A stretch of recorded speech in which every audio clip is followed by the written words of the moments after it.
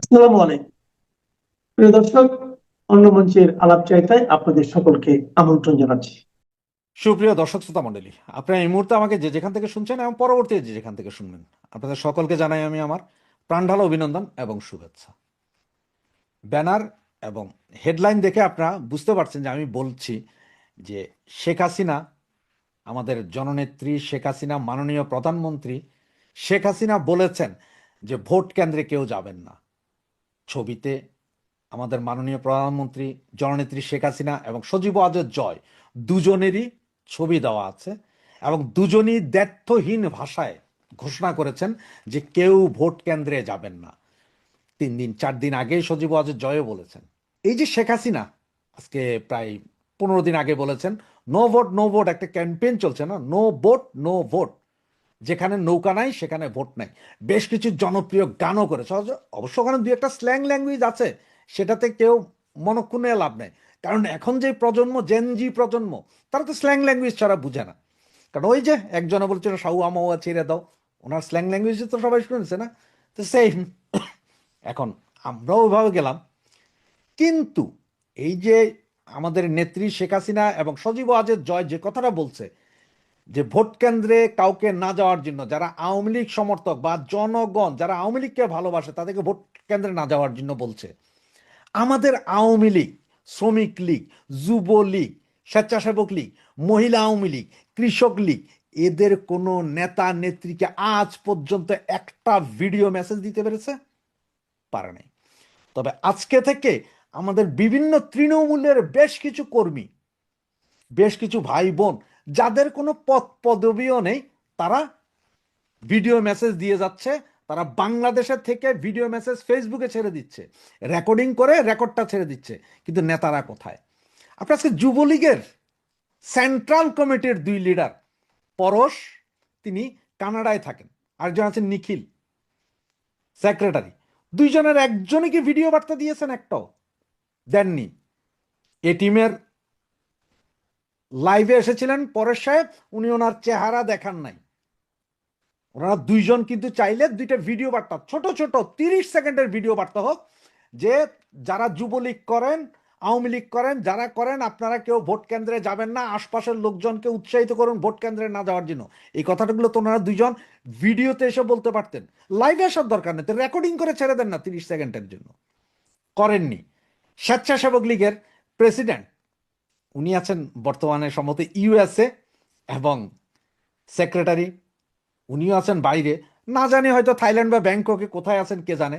ওনাদেরকে আজ পর্যন্ত, আমি অনেকবার কথা বলেছি, আজ পর্যন্ত বলাতে পারিনি ওনাদেরকে। মহিলা আওয়ামী লীগ সেন্ট্রাল কমিটি, কোথায় আছেন ওনারা? ওনারা যদি ঘরে থেকে থাকেন তাহলে ওখান থেকে একটা ভিডিও বার্তা দেন না। এরপর আছে আপনার কৃষক লীগ, কৃষক লীগের সেক্রেটারি থাকেন কানাডায়, উনিও কেন একটা ভিডিও বার্তা দিতে পারলেন না? আমাকে বলেন। ঢাকা মহানগর উত্তর, ঢাকা মহানগর দক্ষিণ, ঢাকা মহানগর উত্তরের যে সেক্রেটারি, উনিও দেশের বাইরে আছেন, প্রেসিডেন্ট যদিও জেলখানায় আছেন। আর ঢাকা মহানগর দক্ষিণ সভাপতি, উনি তো হাওয়া, ওনার অবস্থা কেন হাওয়া হাওয়া ও হাওয়া খুশবু লুটা দে, এই অবস্থায়। এছাড়াও আরো কিছু আছে, যেমন আপনার বঙ্গবন্ধু পরিষদ আছে, প্রকৌশলীরা আজকে অবশ্য একটা বিবৃতি দিয়েছে, সাচিব আছে, কৃষিবিদ সংগঠন আছে, আওয়ামী লীগ আইনজীবী পরিষদ আছে, এনারা কোথায়? সাংবাদিক সমাজ, বুদ্ধিজীবী সমাজ কোথায়? সাংবাদিক, বিশিষ্ট সাংবাদিক যে নাজিম নিজাম, যার ওয়াইফ একসময় এমপিও হয়েছিলেন আওয়ামী লীগের বদন্যতায়, ওনারা কোথায়? নাজিম নিয়াজ তো আমেরিকাতে আছেন, ওনারা কেন এসে একটা ভিডিও বক্তব্য দিচ্ছেন না বা ভিডিও বক্তব্য দিতে পারছেন না? কারণটা কি? এই যে তৃণমূল কর্মী যারা এখন ভিডিও বার্তা দিচ্ছে, তাদের বাবা মা আছে, তাদের ঘর বাড়ি আছে, তাদের ভয় নাই, শুধু নেতাদেরই বাবা মা আছে, ঘর বাড়ি আছে, এটা চলে যাবে? নাকি এই সমস্ত সংগঠনের বড় বড় নেতারা এখন বিএনপি বা জামাতকে ডোনেশন দিচ্ছে এবং গোপনে হাত মিলাচ্ছে? কোনটা আপনার কাছে কোনটা মনে হয়? কমেন্টস করে জানান আপনার কাছে কোনটা মনে হয়। এই যে আমি যে সংগঠনগুলোর কথা বললাম, তার মধ্যে একমাত্র ছাত্রলীগের সভাপতি সেক্রেটারি ছাড়া আর কেউ ফেসে আইসে এভাবে বিভিন্ন জায়গায় কথা বলছে না। কোথায় গেল এই যুবলীগের নগর, মহানগর, ওয়ার্ড, থানা কমিটির সভাপতি সেক্রেটারিরা? তারা কোথায়? যুবলীগের তৃণমূলের কর্মীরা কথা বলে, নেতারা কোথায়? শুধুমাত্র হোয়াটসঅ্যাপের মেসেঞ্জারে যে যে ওনারা কথা বলছেন, এতেই হবে? আপনাদের মতামত কি? যে এই মুহূর্তে যেহেতু শেখ হাসিনা এবং সজীব ওয়াজেদ জয় দুইজনই দ্ব্যর্থহীন ভাষায় বলে দিয়েছেন যে আমরা কেউ ভোট কেন্দ্রে যাব না, এই কথাটা আওয়ামী লীগের সমস্ত নেতারা একের পর এক বলা উচিত কিনা।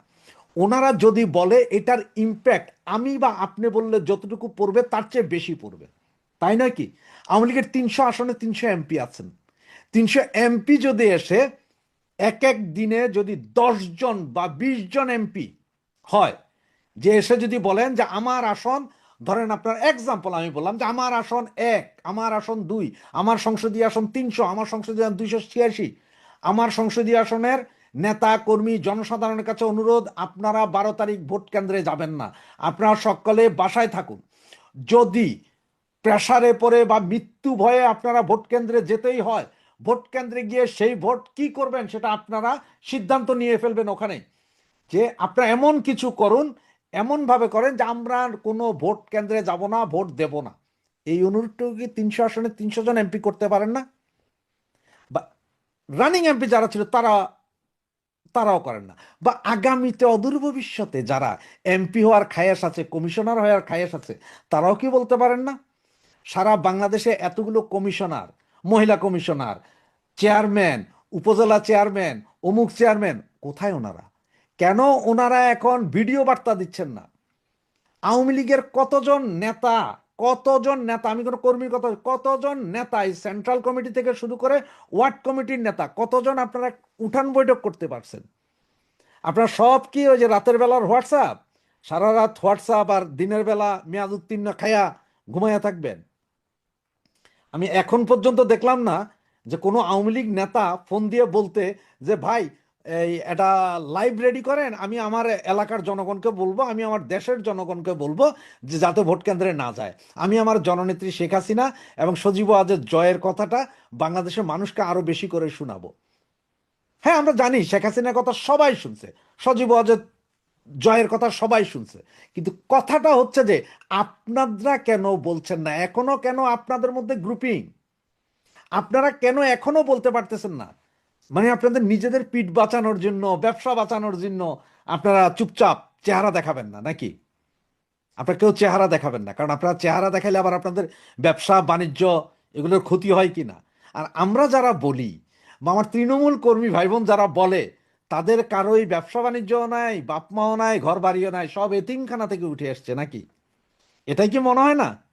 তো আপনারা প্লিজ যারা আমার এই বক্তব্যটা শুনছেন, সকলে এই বক্তব্যটা একটু বেশি বেশি করে প্রচার করেন, বেশি বেশি করে আওয়ামী লীগ নেতাদেরকে জিজ্ঞেস করেন এখন যে তোমরা হোয়াটসঅ্যাপ কলে আমাদের সাথে কথা না বলে ভিডিও বার্তা দাও।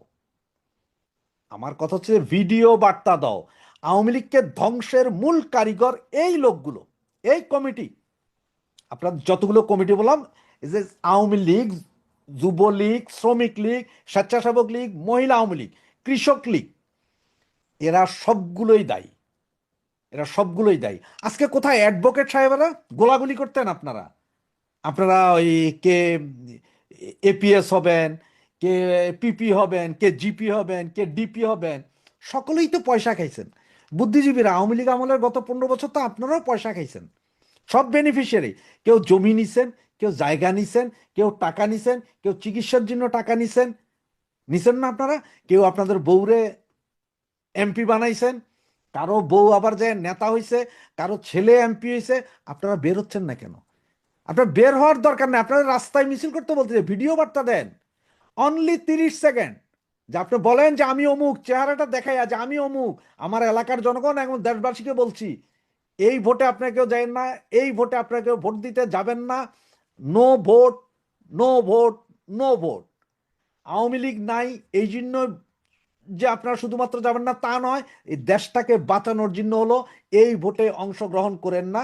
কারণ এই ভোটে যদি অংশগ্রহণ না করেন, এই ভোটের পার্সেন্টেজ সারা পৃথিবীর লোকজন যখন দেখবে হাসবে, এটা সকলেই আপনার কি করবে, বাতিলের খাতায় ফেলে দিবে। এই কথাগুলো বলার মতন আওয়ামী লীগ নেতাকর্মী, যুবলীগ নেতাকর্মী, স্বেচ্ছাসেবক লীগের নেতা নেতা মহিলা আওয়ামী লীগ, কৃষক লীগ, শ্রমিক লীগ, আরো যা যা আছে, এই যে সাচিব, বঙ্গবন্ধু পরিষদ, বঙ্গবন্ধু সঙ্গীত পরিষদ, তারপর আপনার কৃষিবিদ সংগঠন, তারপরে আওয়ামী লীগ আইনজীবী পরিষদ, পরিষদের তো অভাব ছিল না। কোথায় আপনারা নেতারা? আপনি দেখছেন এই জামাতি বট, এটা কিন্তু বিএনপি করে না, যে বলছে না স্বাধীনতার ঘোষক জিয়া, এটা বলে পিঠ বাঁচাইছে, এই লোকটা এটা কিন্তু শিবির করে। নিশ্চিত থাকেন এই বদমাইশ শিবির জামাতি। তাই দেখেন একবার বলে জিয়া ঘোষণা করছে স্বাধীনতা, তো কালকে তো জামাতের আমির বলছে বদমাইশের, বলছে তো যে কি কর্নেল অলি, আসলে তো কর্নেল না, তখন ছিল ক্যাপ্টেন অলি, ক্যাপ্টেন অলি নাকি স্বাধীনতার ঘোষক জিয়া। তাহলে কিন্তু মিছিল করতে হবে, ক্যাপ্টেন স্বাধীনতার ঘোষক ক্যাপ্টেন অলি, লও লও লও সালাম, এই স্লোগান দিতে হবে আমাদের। জামাতার আমির তো বলছে ক্যাপ্টেন অলি ঘোষণা করেছে, এখন হঠাৎ করে জিয়ার নাম নেয় বাঁচার জন্য, পিঠ বাঁচানোর জন্য এখন জিয়ার নাম নেয় এই জামাতি বট।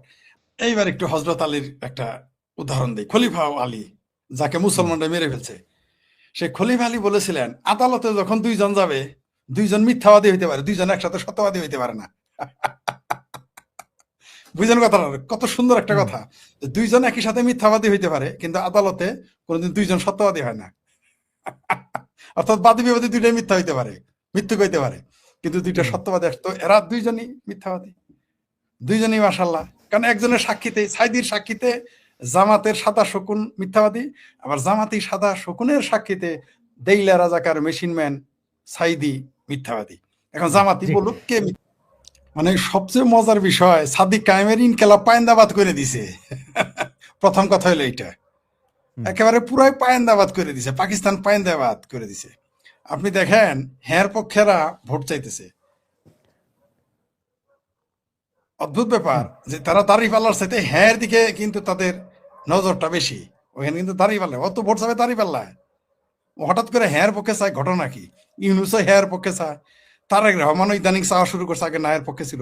আরে মহিলা কি মেন্টাল, শিবিরের মেন্টাল নাকি, কাউকে ধরে নিয়ে আসছে শিবিরে। আমার আবার দেখি যে অ্যাপ্রন আছে ডাক্তারের মতো, তাকে কি সুন্দর আবার সাইড কিক মারলো, মনে মার্শাল আর্ট প্র্যাকটিস ট্যাকটিস কিছুদিন করেছে। যেরকম যেরকম কিন্ডার গার্ডেন স্কুলে পড়াইলেই অধ্যক্ষ হয়ে যায়, যেরকম লেকচারার হইলেই গোলাম আজমের আগে অধ্যাপক লেখা যায়, বিষয়টা এরকম অ্যাপ্রন ট্যাপ্রন পড়াই নিয়ে আসছে। আর এর ভাবটা দেখছেন তার, আর কত বড় তার দুঃসাহস, পুলিশকে লাথি মারে। জামাতিরা সেনাবাহিনীকে বলে যে বাংলাদেশের সেনাবাহিনী নাকি তাদের পা ধরে থাকে। আবার এখানে দেখলাম পুলিশ, ওটা কি পুলিশ ছিল নাকি আনসার, ওটা কি পুলিশ, মহিলা পুলিশ? ও থুক্কু, আমি ভুলে গেছি, তো জানি। মানে চিন্তা করে দেখেন, প্রকাশ্য মঞ্চে পুলিশের লাথি মারে। প্রসিনে রাখলাম, সময় হোক বাংলাদেশের জন্য এই এরাই বুঝাই দিবে যে দুইজন আছে না, এরাই যদি এরা ওই দিন পায়, অর্থাৎ এই ইউনুস সরকার পালানের পরে বা পাবলিকারে পালানের পরে যখন এরা পাবে, এই রিক্সালারই দেখবেন এর ভর্তা করে খাই ফেলবে। থাকেন এই জামাতি বটরে সোজা করে, জুলাই জঙ্গিকে সোজা করে ফেলবে এরাই, এই জনগণ। আমি বলছি কিন্তু যে বাংলাদেশের জনগণ চান্স পাওয়া মাত্রই পেটে পাড়া দিয়ে নারী ভুরি এবং গোবার করে ফেলবে, তার সিমটম কিন্তু এইটা। আপনি দেখেন কতটুকু ভীতিশ্রদ্ধ হইলে এই এই শ্রমজীবী মানুষ খেপে যায়, মানে কতটুকু ভীতি। আর দেখেন বদমাইশটা বললো কি, কয় গ্যাসের দাম বাড়ছে, ইউনুস কি করবে? ইউনুস কি করবে না, তোর মায়ের ভাতার এসে কমাবে। তাহলে কি, তাহলে জামাতের সাদা শুকনো মায়ের ভাতার এসে কমাক, সাদিক কায়েমের মায়ের ভাতার এসে গ্যাসের দাগ কমাক। আমি সরি, এনে মায়ের ভাতার বলতে মাকে গালি দিচ্ছে না, আমাদের গালি হচ্ছে একটা বুঝানো, মানে ঘৃণা বোঝানোর জন্য এখানে, কারণ আমরা নারীদের প্রতি শ্রদ্ধা রাখি।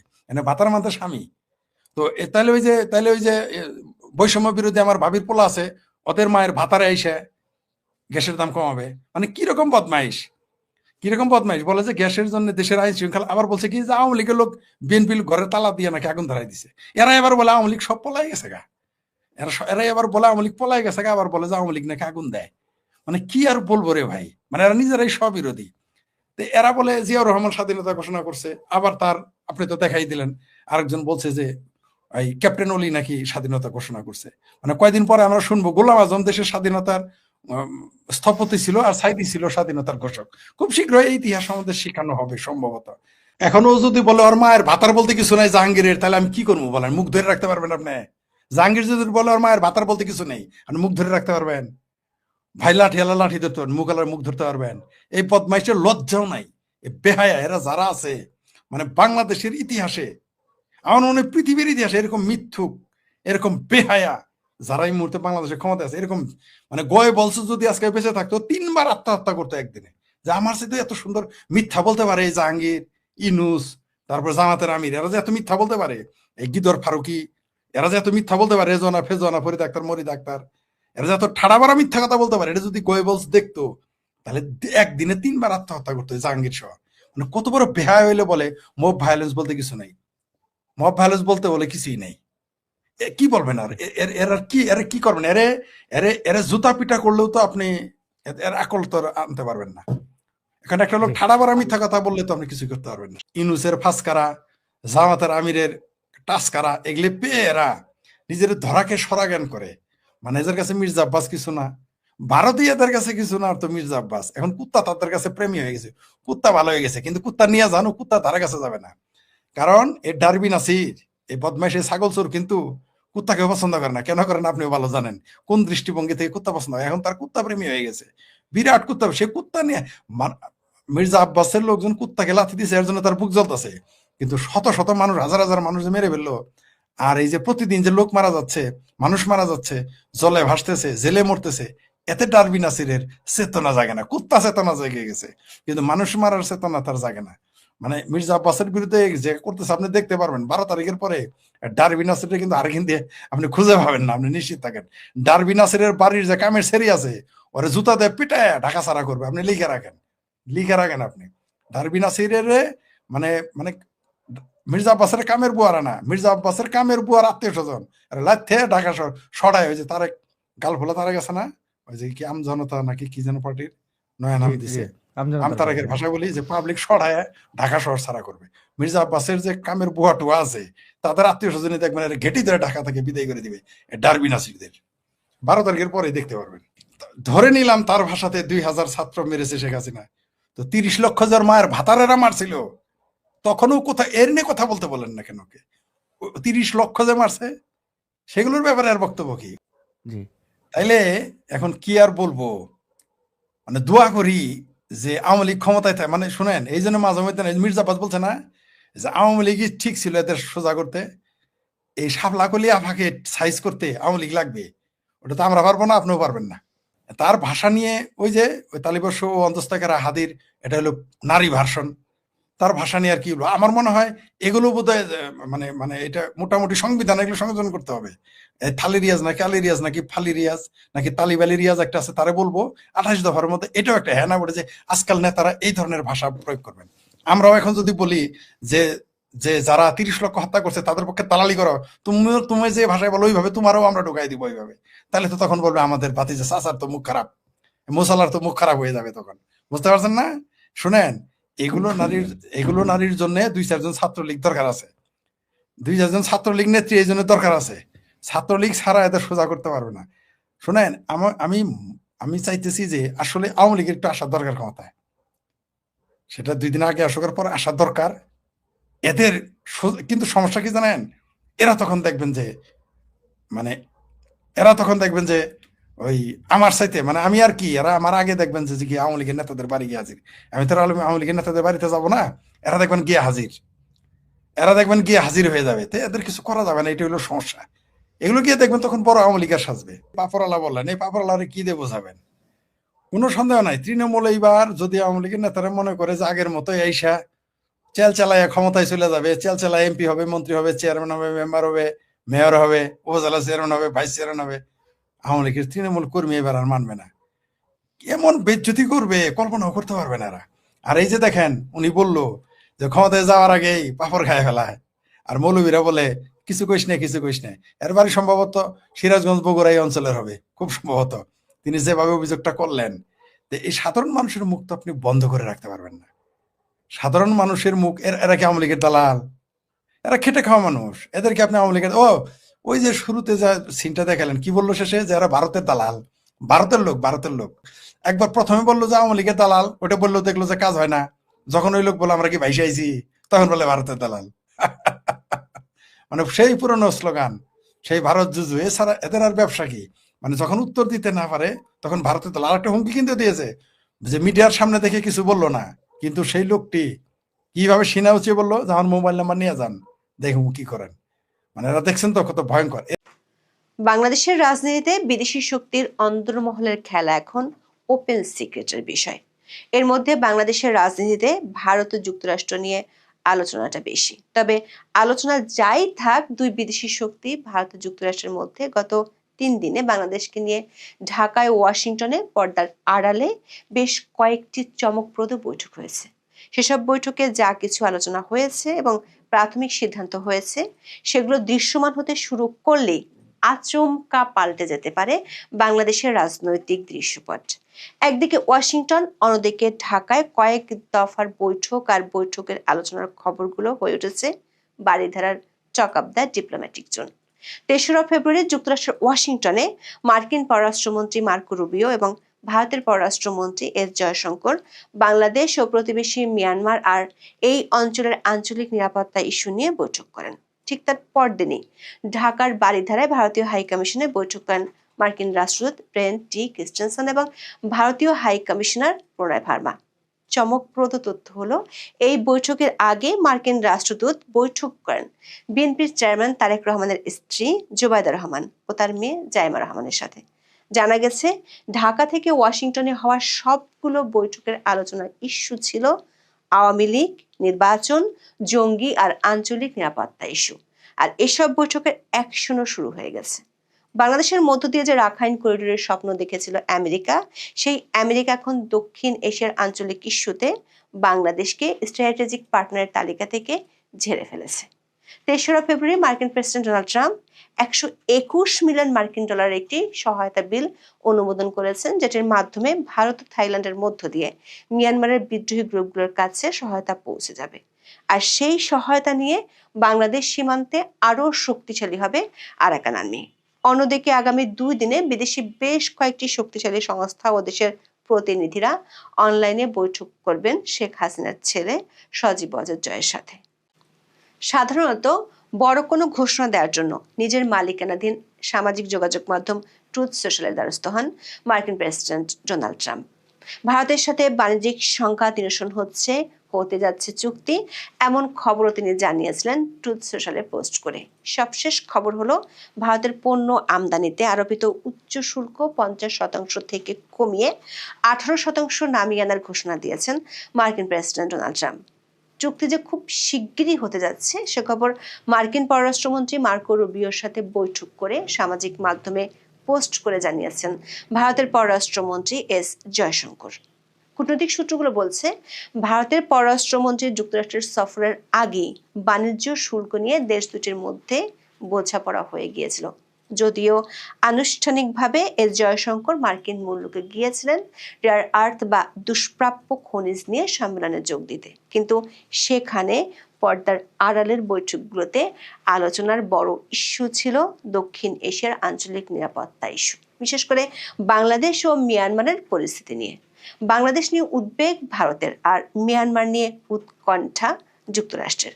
এই উদ্বেগ আর উৎকণ্ঠা দেশ দুটির চাওয়া পাওয়ার হিসেবকে এক করে ফেলেছে। কূটনৈতিক সূত্রগুলো বলছে, এই চাওয়া পাওয়ার সমীকরণ ভারত ও যুক্তরাষ্ট্রকে এখন এতটাই এক করে ফেলেছে যে বাংলাদেশ ইস্যুতে এতদিন দেশ দুটির মধ্যে যে কৌশলগত দূরত্ব ছিল সেটি প্রায় দূর হয়ে গেছে। অভিন্ন স্বার্থ বাস্তবায়নে বৈঠক হয়েছে ওয়াশিংটনে, আর ওয়াশিংটন থেকে আসা নির্দেশ পৌঁছে ঢাকায় নানান জায়গায় বৈঠক করেছেন মার্কিন রাষ্ট্রদূত ব্রেন ক্রিস্টেনসন। যুক্তরাষ্ট্র চায় মিয়ানমারে চীনের প্রভাব কমিয়ে ওখানকার দুর্লভ খনিজে ভাগ বসাতে। তার জন্য মিয়ানমারের বিদ্রোহী শক্তিগুলোকে গত কয়েক বছর ধরে সামরিক ও আর্থিক সাহায্য দিয়ে আসছে আমেরিকা। ২০২৩ সালে ন্যাশনাল ডিফেন্স অথরাইজেশন অ্যাক্ট বা এনডিএ এর অংশ হিসেবে দেশটি পাশ করে বার্মা অ্যাক্ট, যাকে বলা হয় Burma unified through rigorous military accountability act. এটি মূলত মিয়ানমারের এখনকার বিদ্রোহী শক্তিগুলোকে শক্তিশালী করার একটি আইনি কাঠামো। এই বার্মা অ্যাক্টের অধীনেই আমেরিকা আরাকান আর্মি সহ মিয়ানমারের বিদ্রোহী গোষ্ঠীগুলোকে সহায়তা দিয়ে আসছে। জাতিসংঘ ও মার্কিন যুক্তরাষ্ট্র এই সহায়তা পৌঁছে দিতে বাংলাদেশ দিয়ে রাখাইন মানবিক করিডোর স্থাপন করতে চেয়েছিল। বাংলাদেশের অন্তর্বর্তী সরকার, বিশেষ করে জাতীয় নিরাপত্তা উপদেষ্টা ডক্টর খলিলুর রহমান এই করিডোর দেওয়ার জন্য আদা জল খেয়ে নেমেছিল, কিন্তু বাদ সেজেছিল বাংলাদেশের সেনাবাহিনী। শেষ পর্যন্ত আনুষ্ঠানিকভাবে এই করিডোর আর দিতে পারেনি ইউনূস প্রশাসন। কূটনৈতিক সূত্রগুলো বলছে, আমেরিকার রাখাইন করিডোরের মাধ্যমে মিয়ানমার ইস্যুতে বাংলাদেশকে কৌশলগত বা স্ট্র্যাটেজিক পার্টনার করতে চেয়েছিল, কিন্তু গত ৩১ জানুয়ারি মার্কিন সিনেটে যে বিল পাশ হয়েছে তাতে দেখা যাচ্ছে বাংলাদেশকে এই পার্টনার করার চিন্তা বাদ দিয়েছে আমেরিকা। ওই দিন মিয়ানমারের বিদ্রোহী গোষ্ঠীগুলোকে সহায়তা করার জন্য ১২১ মিলিয়ন মার্কিন ডলারের সহায়তা বিল অনুমোদন করে দেশটির সিনেট। ওই বিলটি ৭১-২৯ ভোটে অনুমোদিত হয় এবং ৩রা ফেব্রুয়ারি ২০২৬ তারিখে প্রেসিডেন্ট ডোনাল্ড ট্রাম্প এটি স্বাক্ষর করলে আইনে পরিণত হয়। এই বিপুল পরিমাণ সহায়তার $1 মিয়ানমারের জান্তা সরকার পাবে না, পাবে আরাকান আর্মি সহ বিদ্রোহী গোষ্ঠীগুলো। বিলটির সবচেয়ে উল্লেখযোগ্য দিক হলো এতে মিয়ানমারকে প্রদত্ত সহায়তার জন্য থাইল্যান্ড এবং ভারতের রুট ব্যবহারের কথা সুনির্দিষ্টভাবে উল্লেখ করা হয়েছে।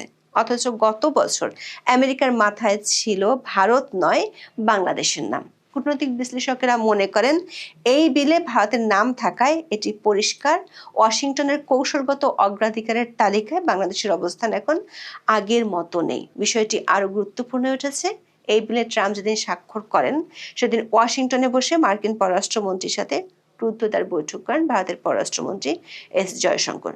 টাইমস অব বাংলাদেশের এক খবরে বলা হয়েছে, ভারত ও মার্কিন যুক্তরাষ্ট্র বাংলাদেশের দ্রুত উদ্ভূত রাজনৈতিক পরিস্থিতি নিয়ে নীরবে কূটনৈতিক আলোচনা জোরদার করছে, যেটি 12ই ফেব্রুয়ারি বাংলাদেশের জাতীয় নির্বাচনের আগে দেশ দুটির আগের কৌশলের সম্ভাব্য পুনর্বিন্যাস বা পরিবর্তনের ইঙ্গিত দিচ্ছে। গণমাধ্যমটির খবরে বলা হয়েছে, ওয়াশিংটনে উচ্চ পর্যায়ের আলোচনার পর চলতি সপ্তাহে ঢাকায় বেশ কিছু ক্লোজ ডোর বৈঠক হয়েছে, যেগুলো থেকে বাংলাদেশ ও বাংলাদেশের বর্তমান পরিস্থিতি নিয়ে ভারত ও যুক্তরাষ্ট্রের অভিন্ন সিদ্ধান্তে পৌঁছানোর ইঙ্গিত পাওয়া গেছে। ওয়াশিংটনে মার্কিন পররাষ্ট্রমন্ত্রী মার্কো রুবিওর সাথে ভারতের পররাষ্ট্রমন্ত্রী এস জয়শঙ্করের বৈঠক হয় ৩রা ফেব্রুয়ারি। দর্শক, ২রা ফেব্রুয়ারি ভিডিওতে এই বৈঠকের খবর জানিয়েছিলাম। জানা গেছে বৈঠকে মূল আলোচনার বিষয় ছিল ৩টি: ১, বাংলাদেশ; ২, মিয়ানমার এবং সবশেষ এই দেশ দুটিকে ঘিরে ইন্দো প্যাসিফিক অঞ্চলের নিরাপত্তা। দর্শক, ২০২৫ সালের ১৩ই ফেব্রুয়ারি যুক্তরাষ্ট্রের প্রেসিডেন্ট ডোনাল্ড ট্রাম্প এবং ভারতের প্রধানমন্ত্রী নরেন্দ্র মোদীর সাথে বৈঠকের পর একটি যৌথ ঘোষণা প্রকাশিত হয়েছিল। সে ঘোষণায় বলা হয়েছিল, ইন্দো প্যাসিফিক অঞ্চলের আঞ্চলিক নিরাপত্তার জন্য ভারতের চাওয়াকে প্রাধান্য দিবে যুক্তরাষ্ট্র।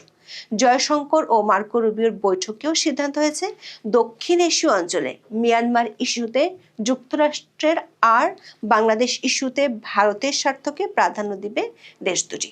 ২০২৪ সালের ৫ই আগস্ট বাংলাদেশের রাজনীতিতে পট পরিবর্তনের পর থেকে এই অঞ্চলে ব্যাকফুটে আছে ভারত। বাংলাদেশের অভ্যন্তরীণ রাজনীতি ও সরকারের শীর্ষ মহল থেকে ভারত বিরোধী প্রচারণা তীব্র হয়েছে। বিশেষ করে শেখ হাসিনা ইস্যুকে ঘিরে দুই দেশের সম্পর্ক ইতিহাসের সর্বনিম্ন পর্যায়ে পৌঁছে গেছে। ভারত সরাসরি নাম না বললেও আওয়ামী লীগ সহ সকল দলের অংশগ্রহণে নির্বাচনের কথা বেশ কয়েকবার বলেছিল। আবার বাংলাদেশে অন্তর্বর্তী সরকারের আমলে জঙ্গিবাদের উত্থান হচ্ছে এমন অভিযোগ ভারত থেকে করা হয়েছে। একই অভিযোগের কথা আন্তর্জাতিক গণমাধ্যমেও ফলাও করে প্রচারিত হয়েছে। চমকপ্রদ হলো, ওয়াশিংটনে দুই দেশের পররাষ্ট্রমন্ত্রীর বৈঠকের কয়েক ঘন্টার মধ্যে ঢাকার তৎপরতা বেড়েছে মার্কিন রাষ্ট্রদূত ব্রেন্ট ক্রিস্টেনসেনের।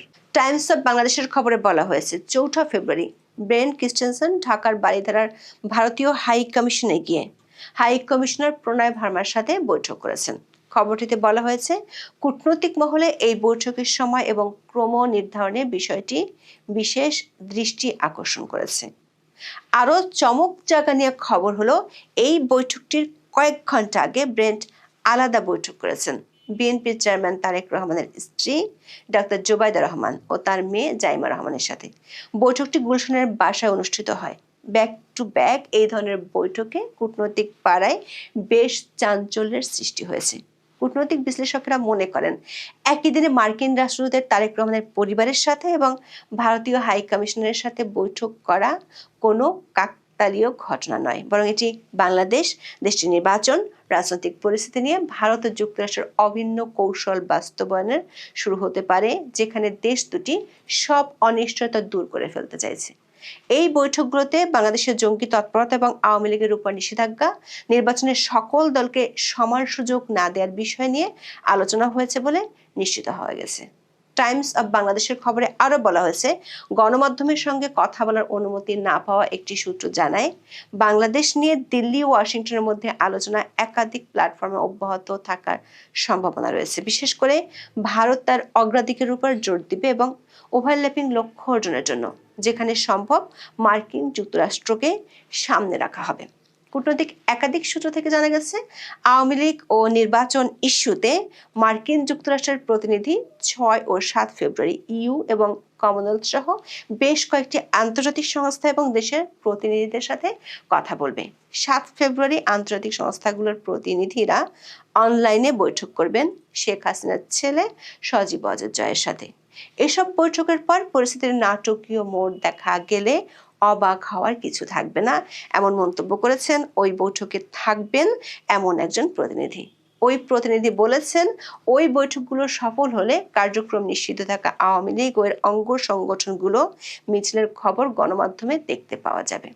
সূত্রগুলো বলছে, এসব বৈঠকের খবর সরকার এবং সরকারের মিত্র অন্য রাজনৈতিক দলগুলো জানে, কিন্তু এখন তাদের আর কিছু করার নেই, কারণ সরকারের কয়েকজন উপদেষ্টা এবং 2টি মিত্র দলের উপর পশ্চিমাদের আস্থার লেশ মাত্র নেই।